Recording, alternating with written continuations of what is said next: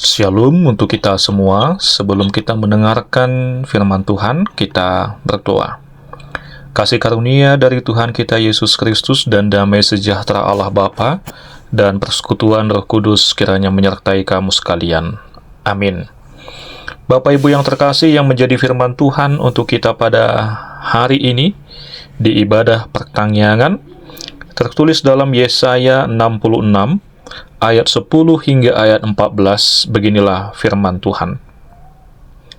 Bersukacitalah bersama-sama Yerusalem dan bersorak-soraklah karenanya, hai semua orang yang mencintainya. Bergiranglah bersama-sama dia segirang-girangnya, hai semua orang yang berkabung karenanya, supaya kamu menghisap dan menjadi kenyang dari susu yang menyegarkan kamu, supaya kamu menghirup dan menikmati dari dadanya yang bernas. Sebab beginilah firman Tuhan, sesungguhnya aku mengalirkan kepadanya keselamatan seperti sungai, dan kekayaan bangsa-bangsa seperti batang air yang membanjir. Kamu akan menyusu, akan digendong, akan dibelai-belai di pangkuan, seperti seseorang yang dihibur ibunya. Demikianlah aku ini akan menghibur kamu, kamu akan dihibur di Yerusalem. Apabila kamu melihatnya, hatimu akan girang, dan kamu akan seperti rumput muda yang tumbuh dengan lebat. Maka tangan Tuhan akan nyata kepada hamba-hambanya, dan amarahnya kepada musuh-musuhnya. Demikian firman Tuhan. Bapak Ibu yang terkasih dalam nama Tuhan kita Yesus Kristus, tentu kita yang berkumpul pada saat ini pernah memberikan penghiburan kepada seseorang. Apakah itu kepada suami, apakah itu kepada anak, apakah itu kepada orang tua, ataukah itu kepada sesama kita, anggota punguan, orang lain, dan sebagainya. Kira-kira dalam kondisi apa kita memberikan penghiburan kepada orang lain? Tentu pada saat mereka sedih, mereka sedang dalam suatu pergumulan, atau sedang dalam keputusasaan. Bisa saja mungkin ada satu keluarga yang sudah 5 tahun tidak ada kedamaian di tengah-tengah keluarga. Atau bisa saja ada satu keluarga yang sudah merindukan kehadiran seorang anak di tengah-tengah keluarganya. Mungkin ada juga orang yang sudah terlalu lama menjomblo, padahal umurnya sudah tidak muda lagi. Atau ada seseorang yang sulit untuk mendapatkan kerja karena sudah di PHK, sementara istri dan anak butuh biaya untuk kehidupannya. Atau juga ketika orang sedang dalam keadaan sakit, ketika seseorang ditinggalkan oleh orang yang dikasihinya. Ada begitu banyak kondisi dan keadaan di mana kita memberikan penghiburan kepadanya. Penghiburan seperti apa yang akan kita katakan, Bapak Ibu yang terkasih? Mungkin kita akan datang dan mengatakan, sabar ya, Tuhan pasti mempunyai rencana indah buat kamu. Sabar ya, Tuhan menguatkan kamu. Percayalah, Dia senantiasa menyertaimu, memeliharamu, dan lain sebagainya. Memang secara manusiawi, ketika ada orang yang memiliki pergumulan, kita merasa perlu untuk menguatkan dan menghibur mereka. Kenapa? Karena dengan membayangkan apa yang mereka alami, setidaknya kita dapat merasakan bagaimana perasaan, pikiran, beban mereka pada situasi dan keadaan itu. Dan kita juga suatu saat pasti akan membutuhkan hal yang sama, penghiburan dari orang lain. Karena kita mengetahui hidup yang kita jalani tidak selamanya indah dan tidak selamanya baik. Ini hanya secuil pergumulan hidup. Tentu di luar sana, begitu banyak kisah pergumulan yang mungkin pernah atau terjadi di tengah-tengah kehidupan kita. Inilah Bapak Ibu yang terkasih yang ingin kita lihat melalui firman Tuhan pada saat ini. Selama 70 tahun, orang Israel menderita di Babel hingga akhirnya mereka dibebaskan dan diizinkan untuk pulang ke rumah. Dan tentu saja ketika mereka melakukan perjalanan kembali ke Yerusalem setelah 70 tahun di pengasingan, mereka terkejut mendapati kota itu hancur oleh kehancuran. Rumah hancur, ladang-ladang ditumbuhi rumput liar, Bait suci berada dalam kondisi yang mengerikan, dan yang paling mereka butuhkan saat itu adalah seseorang yang memberikan pengharapan dan masa depan yang lebih baik. Dan kita lihat kata-kata yang disampaikan oleh Tuhan melalui Yesaya di dalam firman Tuhan pada saat ini, memberikan sebuah pengharapan, memberikan sebuah penguatan kepada mereka. Bergembiralah bersama Yerusalem, dan bersorak-soraklah karenanya, dan bergiranglah, dan seterusnya. Kita lihat Bapak Ibu yang terkasih, di tengah-tengah situasi yang sulit, ternyata Yesaya memberikan suatu penguatan bahwa bersama Tuhan masih ada harapan. Jadi ini adalah pesan yang sangat sederhana yang datang kepada kita pada hari ini. Bahwa apapun keadaan hidup kita, bersama Tuhan ada harapan untuk masa depan. Kita mungkin melihat kesalahan dan kegagalan kita di masa lalu, dan berpikir tidak ada penebusan. Tetapi bersama Tuhan selalu ada harapan untuk masa depan. Kita dapat mempertimbangkan keadaan kita saat ini yang mungkin tampak begitu gelap dan suram. Tetapi bersama Tuhan selalu ada harapan untuk masa depan yang lebih baik. Ini menunjukkan bahwasannya kasih karunia Tuhan lebih besar dari kegagalan kita. Kasih karunia Tuhan lebih besar dari rasa penderitaan yang kita alami. Kasih karunia Tuhan lebih besar dari ketakutan dan kecemasan kita yang kita hadapi pada saat ini. Oleh sebab itu, sekali lagi Bapak Ibu yang terkasih, dikatakan bersukacitalah, bersoraklah, bergiranglah. Ini adalah sesuatu perintah yang disampaikan kepada kita. Hal ini mungkin merupakan hal yang sulit bagi kita, karena ada kalanya situasi dan keadaan membuat kita sulit untuk bersukacita, bergembira atau bergirang. Yang ingin dikatakan adalah, jangan jadikan perasaan sebagai barometer untuk iman kita kepada Tuhan akan kasih kuasa dan penyertaannya, agar kita bisa tetap bersukacita bahkan di tengah-tengah sulit, situasi sulit sekalipun. Kenapa?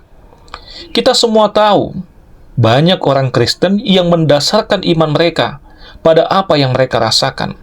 Ketika mereka merasa dekat dengan Tuhan, mereka tampak berada di surga. Namun ketika mereka tidak merasa dekat dengan Tuhan, atau hidup penuh dengan tekanan dan melelahkan, maka iman mereka runtuh. Kita tidak bisa begitu saja mendasarkan iman kita pada apa yang kita rasakan, karena perasaan terus-menerus akan naik dan turun. Inilah yang dikehendaki oleh Tuhan. Ada sebuah pertanyaan. Jika hidup memang terasa sulit pada saat ini, mengapa kita harus bersuka cita? Bukankah itu sama saja dengan menyangkal kenyataan? Bukankah itu sama saja kita menutup mata dan berharap masalah akan hilang?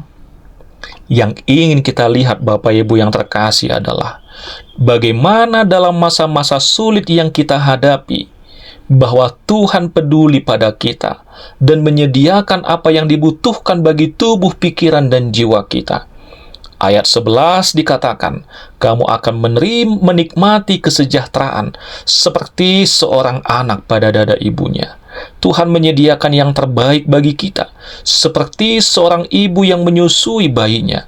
Semua yang kita butuhkan untuk tubuh ini, semua yang kita butuhkan untuk kehidupan ini, Tuhan akan menyediakan saat Dia memberikan kita makan dan memelihara dan merawat kita. Hidup mungkin sulit bagi kita pada saat ini, atau kita mungkin pernah mengalami masa-masa sulit di masa lalu. Tetapi ketika kita menempatkannya dalam konteks kehidupan kita sejauh ini, hingga pada saat ini, kita akan menyadari bahwa Tuhan selalu berjalan bersama kita dan memenuhi kebutuhan kita. Inilah yang membuat kita bersukacita, bahwa Allah berjanji untuk memenuhi segala kebutuhan kita. Kita bersukacita karena Allah berjanji akan menghibur kita, layaknya seorang ibu kepada anaknya, di mana ketika seorang anak tersebut jatuh dan terluka, ia menangis dan berlari mencari ibunya. ibunya akan memeluknya dengan erat, membersihkan luka, memberikan minuman, menghiburnya dengan kata-kata lembut dan menenangkannya. Sama seperti ibu yang menghibur anaknya, Tuhan akan menghibur umatnya. Ia mengetahui rasa sakit dan kesedihan kita. Ia menawarkan pelukan kasih-Nya yang menenangkan dan kekuatan untuk bangkit kembali. Kita dapat merasakan kehadirannya yang penuh kasih, terutama saat kita merasa tertekan. Oleh sebab itu, Bapak Ibu yang terkasih, kini pemahaman pengetahuan kita akan sukacita itu bukan lagi didasarkan atas situasi dan keadaan kita, tetapi karena ada Dia, Tuhan, yang senantiasa berjanji memelihara, memenuhi, dan menghibur kita di tengah-tengah kehidupan kita. Ada sebuah gambaran, Bapak Ibu yang terkasih. Sering sekali kita melihat status seseorang yang dimuat di media sosial seperti Facebook, Instagram, WhatsApp, dan lain sebagainya. Dari status seseorang kita dapat mengetahui sebagian kecil peristiwa yang sedang dialami seseorang, atau yang sudah dialami seseorang, atau yang mungkin akan dialami oleh seseorang. Namun yang lebih dominan adalah sudah terjadi yang sedang terjadi. Sering kita melihat di media sosial seperti di Facebook ada sebuah kolom tentang bagaimana perasaan Anda. Ketika kita mengisi bagaimana perasaan Anda, akan banyak pilihan yang bisa kita pilih. Sedang merasa senang, merasa dicintai, bersemangat, penuh kegembiraan, terberkati, sedih, bersyukur, lelah, sendirian, sakit, dan lain sebagainya. Dari status yang dibuat oleh seseorang di media sosial, paling tidak kita mengetahui apa yang dia rasakan pada saat itu. Kalau kita memperhatikan dari kolom itu, sukacita, sedih, sepi, sendirian, sakit, dan lain sebagainya, ini adalah sebuah kondisi dari apa yang dirasakan oleh manusia di tengah-tengah kehidupannya. Dan ketika pertanyaan ini disampaikan kepada kita pada saat ini, layaknya sedang mengisi sebuah status di media sosial, kita katakan saja Facebook, bagaimana perasaan Anda? Apa yang akan kita katakan? Mungkin jawaban dari pertanyaan ini akan banyak. Kita bisa menjawabnya sedih, kita bisa menjawab bersukacita, kita bisa menjawab sakit, kesepian, terberkati, lelah, merasa dicintai, dan lain sebagainya. Oleh sebab itu, melalui firman Tuhan pada saat ini, kita diingatkan, bagaimanapun perasaan kita, bagaimanapun yang terjadi dalam kehidupan kita, yang sedang kita hadapi, yang sedang kita alami, ingat bahwa Tuhan itu ada dan mengetahui yang kita rasakan, yang kita alami. Tuhan ada bersama-sama dengan kita di tengah-tengah situasi sulit sekalipun. Tuhan ada menyertai dan menguatkan kita ketika kita mengalami pergumulan, ketika kita mengalami sakit, ketika kita mengalami beban pikiran, ketika kita mengalami hal-hal yang tidak mengenakan di tengah-tengah kehidupan kita. Oleh sebab itu, apapun status kita, bagaimanapun perasaan kita, jangan gantungkan imanmu akan perasaanmu, tetapi tetaplah percaya Tuhan itu layaknya seorang ibu. Bisa kita bayangkan bagaimana ibu yang sudah merawat kita, yang sudah membesarkan kita, yang sudah secara penuh mengasihi kita. Demikianlah juga Tuhan yang senantiasa mengasihi kita, memelihara kita, menjaga kita dengan kasih karunia-Nya. Amin. Tuhan memberkati.